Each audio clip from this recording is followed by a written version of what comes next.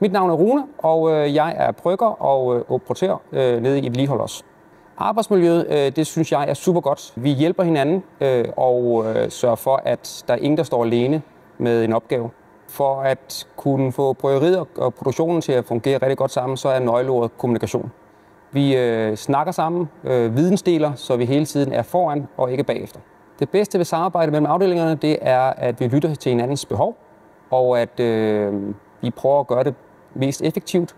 Og når der er nogen, der har brug for noget hastearbejde, så er det, vi tager som prioritet 1. Personlig udvikling er helt sikkert noget, jeg har oplevet. Jeg kommer fra en anden baggrund end brygger, men har oplevet en virksomhed med højt til loftet, men hvor vi stadig arbejder på samme etage. Så der er plads til at både udvikle sig personligt og arbejdsmæssigt. Hvis man overvejer en karriere inden for bryggeribranchen, så vil jeg bare sige, gør det. Det er et godt sted, hvor man ikke er konkurrenter, men man er kollegaer hele branchen igennem.